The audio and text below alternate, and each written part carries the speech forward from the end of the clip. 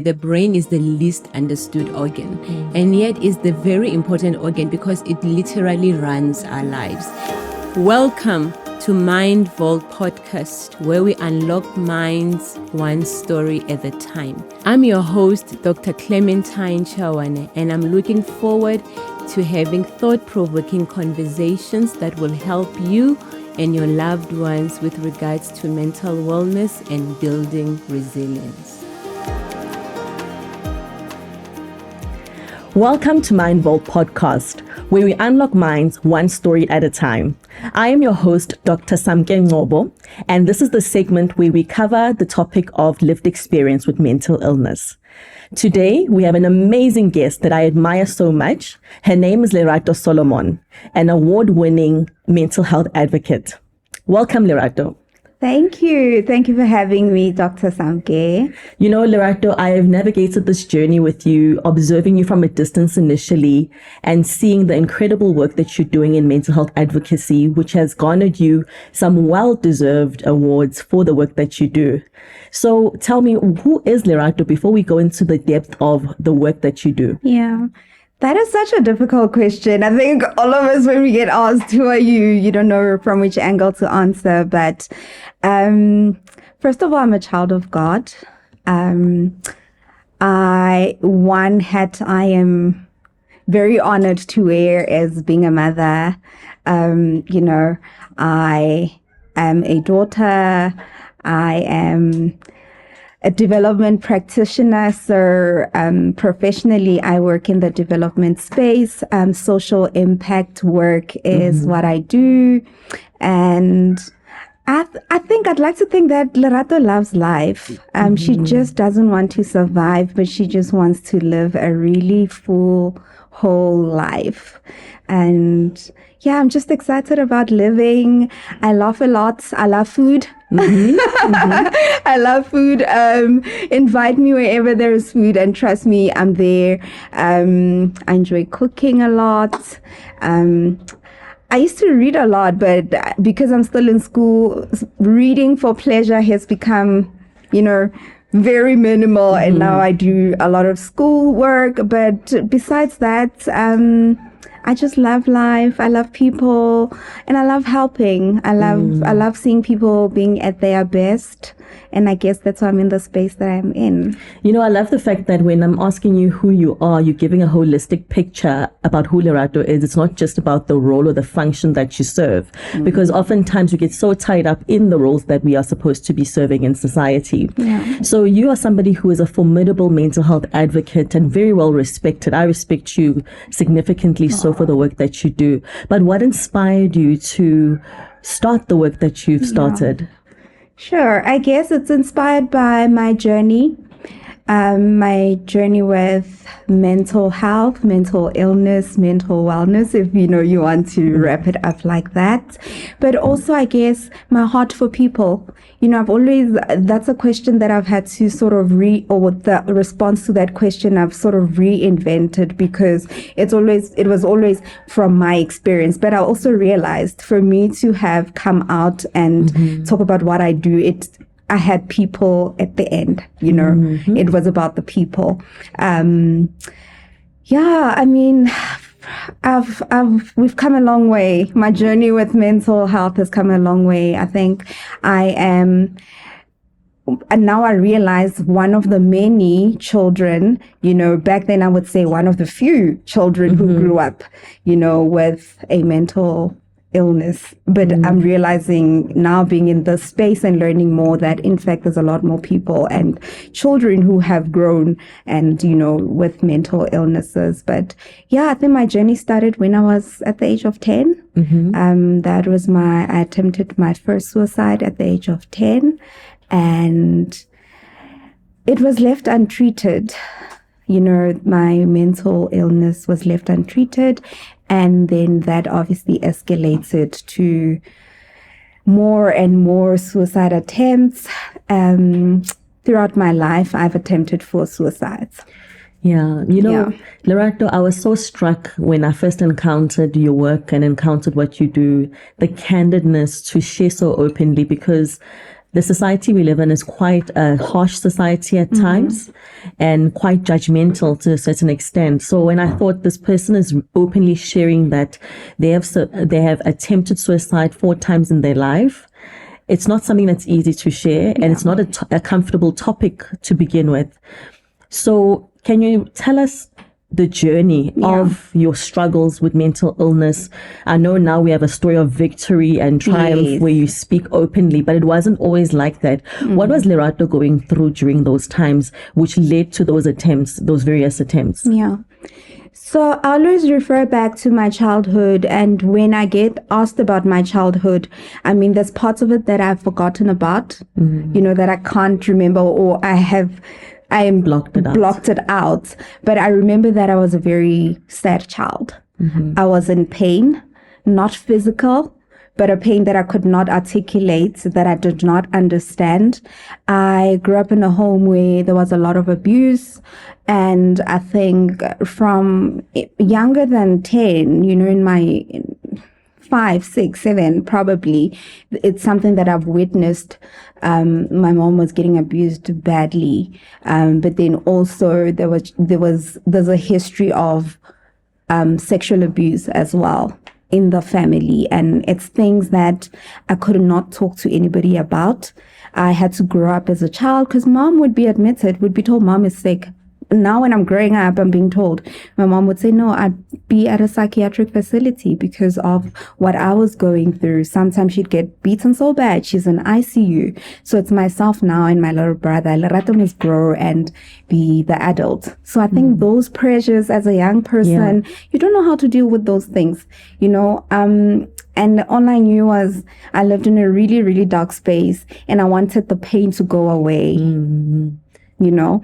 And I think that's when I started experiencing this deep, deep sadness, and also not for me to die, but I just wanted the pain to go away from that age. And what would the reaction be, following an attempt?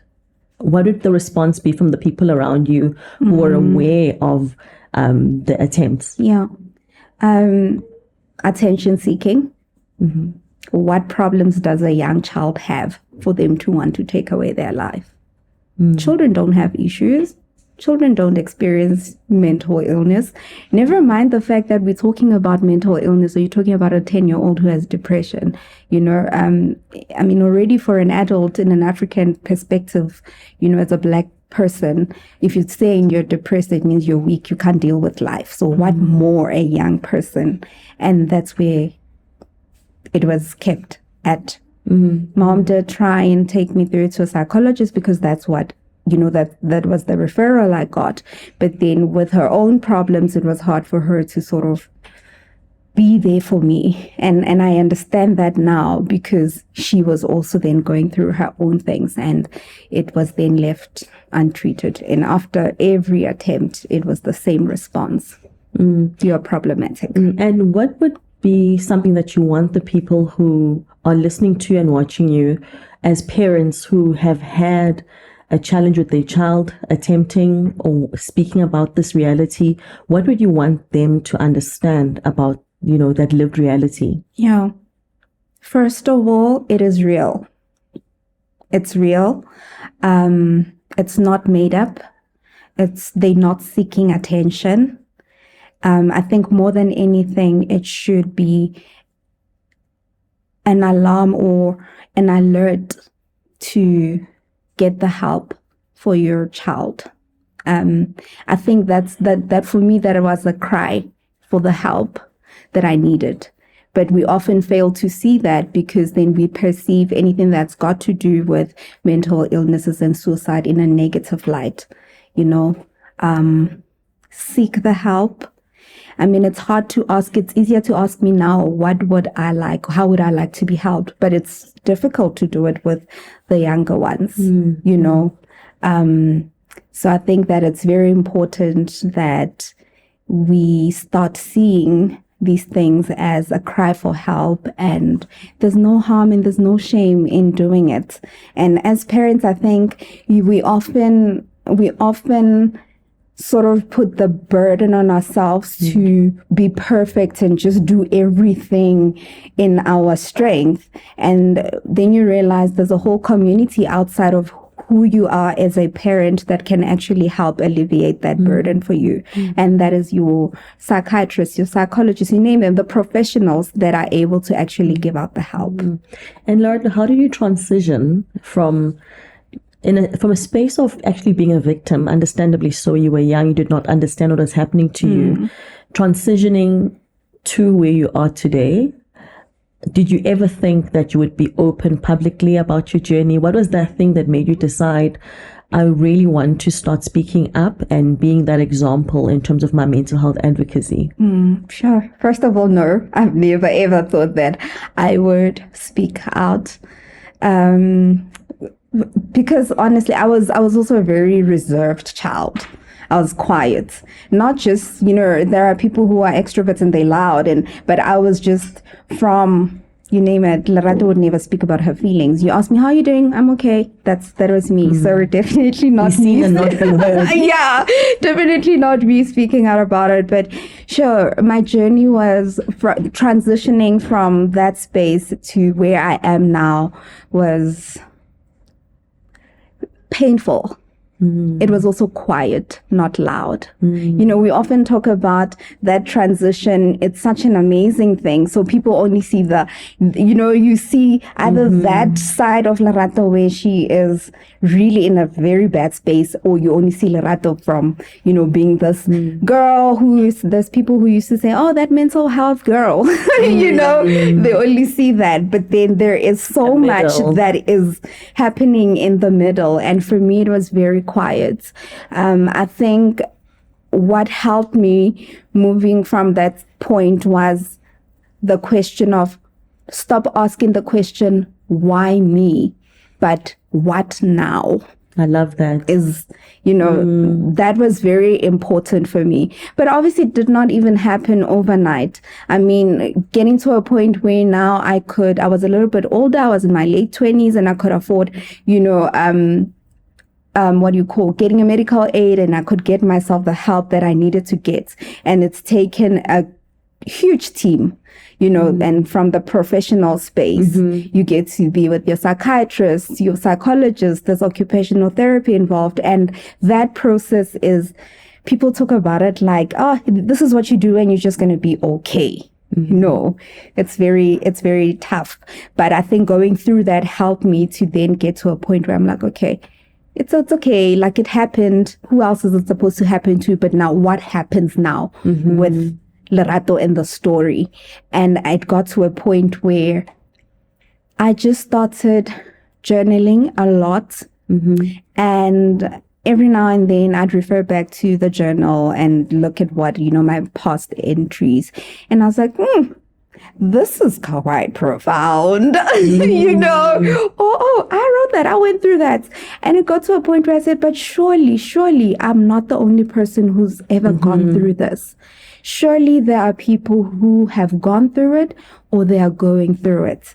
And perhaps if one person hears my story of where I was and where I am now, it would give them some hope, some courage, for them to get out from the space that they are in and seek the help. And Lerato, what diagnosis are you navigating professionally? Because we live in an era where people are self-diagnosing. They go to Dr. Google, they go to social media, and they pick out things that they tick off and think, this is my diagnosis. But what have you been told you are living with? Clinical depression. And when you were told that, I know that oftentimes people will jump at the fact and say, but you don't look depressed, but you aren't depressed, So what do you have to say to that? Was it a shock to you when you were told that that's the diagnosis, or you had an ability to understand yourself better? It was a bit of both. Because then I thought, is this going to be my whole life? But then there was also a sense of relief that, okay, we can actually now start doing something about it. And I'm glad that happened. Because I know that I am definitely in a better space And I think there's something so profound that you always say that, you are not, you have bipolar, but then you are living or thriving despite it. Yes. Yeah, that's like one Not of your surviving. not just surviving. And I think Yes. that the diagnosis, instead of paralyzing me, has actually allowed me to live a whole life, a better life, informed one. I can make better decisions for my life that support, where I am and my health. Yeah, and what is your sentiments about the lived experience narrative? How important is it that we give a voice to people living with mental illness, where it's not just, the professionals, but to actually hear the voice of people living with mental illness? What are your thoughts about that?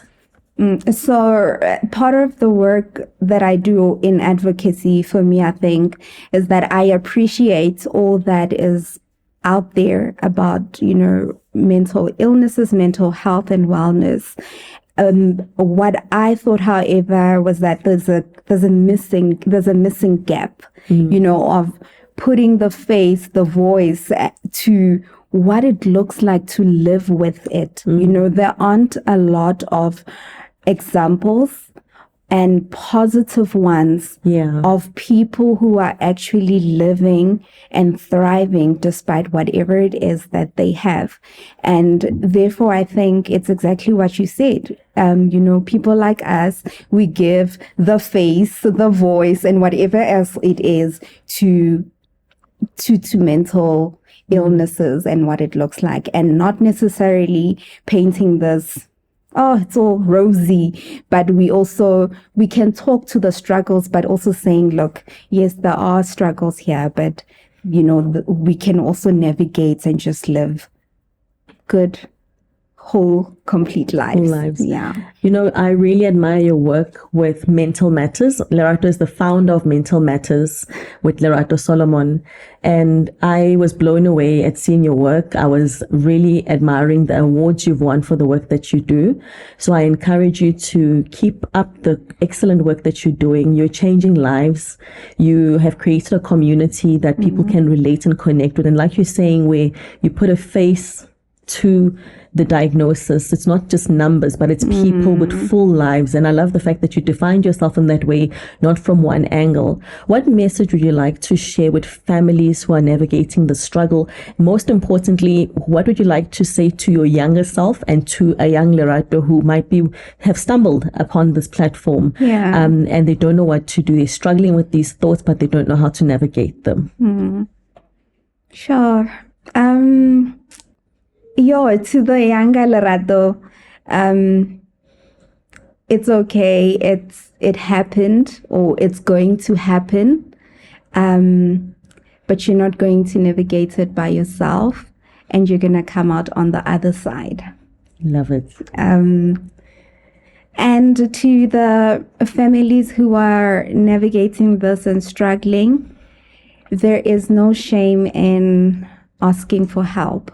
I think most times as people, and I guess it's a principle in life, that sometimes we sit with these things in fear of what people might say, or in fear of, I'm going to be a burden, not realizing, coming from a Christian background, I believe that God is a relational God, and that He will always put people and communities in life because that's who He is. And I think that's how life is designed, for you not to live alone.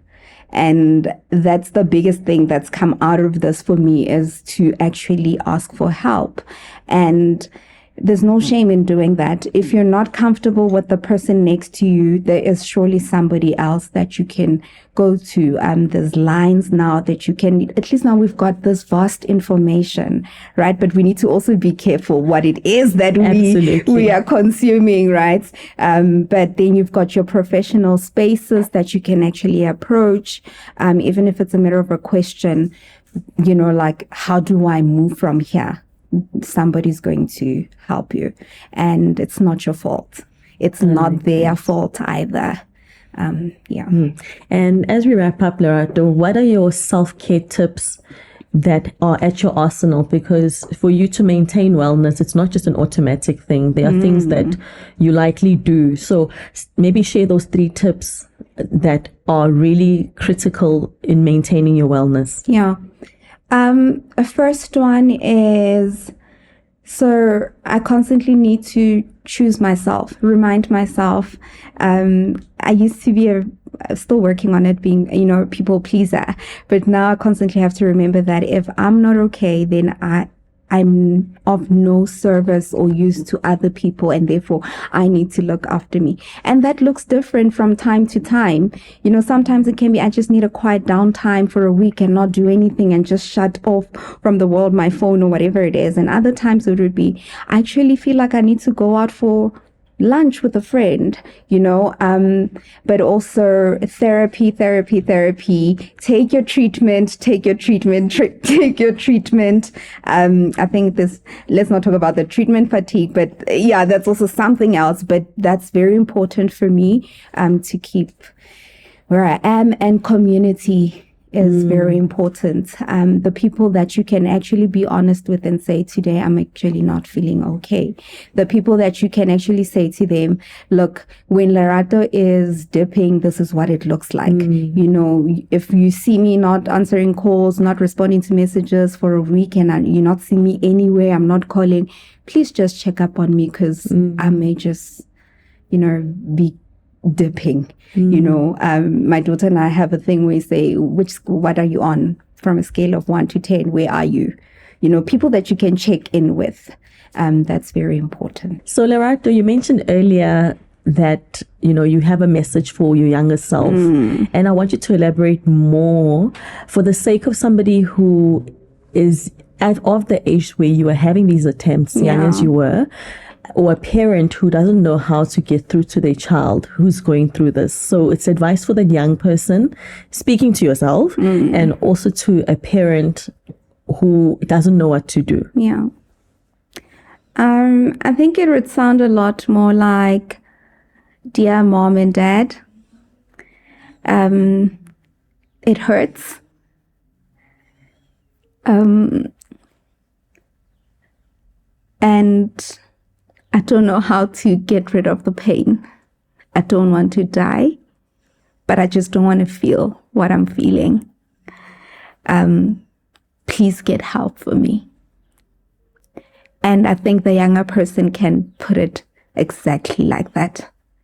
I don't know what it is that I'm feeling. I don't know what it is that I'm going through, but I just don't want to die. I just don't want to feel the way that I am feeling. And mom and dad should then respond in this manner, that it's okay, we don't understand, but let's get the help. I don't know where, but we're going to make a plan.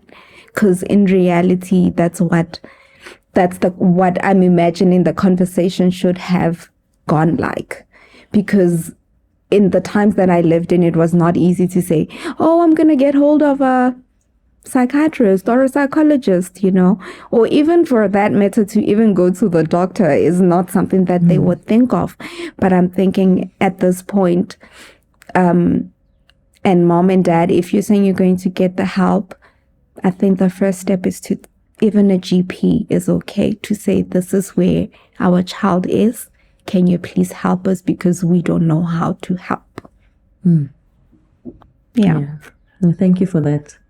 It's a very vulnerable thing to share, and I can see that it's triggering you to some extent, but I value the fact that you have been honest enough to share that, and this topic is very uncomfortable. Oftentimes when you're navigating this topic, you're always getting what's said to be a trigger warning, because it's so uncomfortable. What do you think can be done differently so that it is an uncomfortable topic, but it can't be an ignored topic? What do you think can be done differently?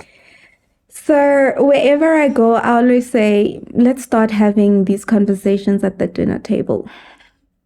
If you're meeting up with a friend for coffee, when they ask, how are you? And when you're not okay, don't say I'm okay. Tell them I'm falling apart. Friend, I'm falling apart, and start crying.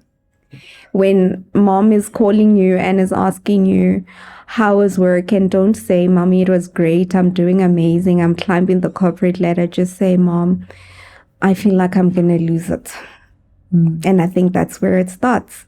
You obviously, as the person who's asking that question, we need to start being open enough to let people answer that honestly. And I think I'm very mindful now when I'm asking somebody, how are you?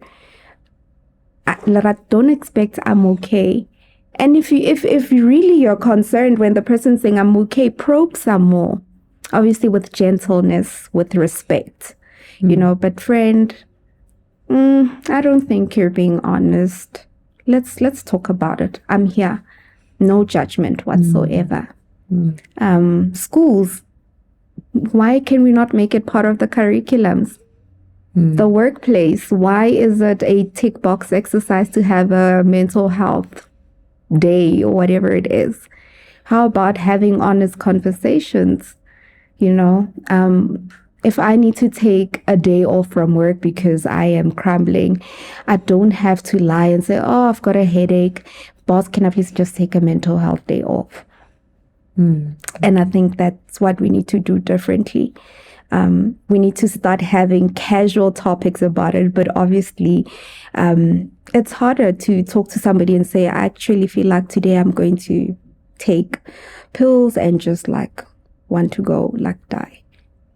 But because we're having conversations like that, I've had a family member now open up and actually say, Lerato, this is how I'm feeling. And it showed me that we are doing something and we're getting somewhere with this. Yeah. Yeah, and can you tell us more about Mental Matters, your baby, your other baby? My other baby. Sure. So that emanated from, first of all, I spoke about the journal and how I wanted to share bits and pieces of that. I'm not a social media person, and I was like, oh, how are we going to do this? Because I don't even have Instagram. I don't even have Facebook, whatever. And I think that was the first time I actually opened an Instagram account, and I was like, okay, I'm going to share bits and pieces about myself and what I've gone through, in the hopes of somebody actually reading it and saying, oh, wow, there is actually somebody who is like me and has gone through what I've gone through. And the response was positive. Overwhelmingly so. And I was like, okay, let's keep sharing the story. Let me document what it is to live with this and how I'm living my life every day. And I think from there, because the response was so overwhelming, I said, okay, we're going to do this. I'm going to share my story for the rest of my life in the hopes of having people receive it and take action from hearing about my story. Yeah. And when you look at your start in mental health advocacy versus where you are today, what is the difference, do you believe? Oh, man. I think we are getting somewhere as a society. There is definitely a lot more awareness, but I'm also realizing it's not becoming as important as it should, because everybody's now, the concept or just mental health is now being diluted, because everybody's now advocating for it. And, if I have a bad day today at work, all of a sudden I'm going to post about it and talk about, how I'm so depressed and which we sort of need to draw the line. And that's why I think I refer to, it's important that we're careful of what it is that we're consuming, what information we're taking from who. But I think that we are getting somewhere. We haven't gotten to a space where I think we should be at, and that is just really conversing about mental health in a really casual manner, where somebody can actually just, say, I'm not doing well, I'm falling apart, and this is the help that I need. Still very much superficial because of social media and what it has become. But I think that there's also authentic people. There are authentic people, genuine people who are actually doing the great work, like yourself. Thank you. Lerato, thank you so much for being with us. Thank you so much for the incredible work that you're doing. You deserve all the recognition and awards for what you're doing, but also it takes a lot to share one's lived experience, because not every day is that amazing day that people assume it is. And as much as you're nowhere near where you used to be, this is a journey that is a lifelong journey. And sometimes people forget that. And at times it feels like a thankless kind of a role, because not everybody sees your day-to-day and the day-to-day struggles. So thank you so much for being with us. And to our viewers, please continue, like, share, and continue to engage with us. And we'll see you next time.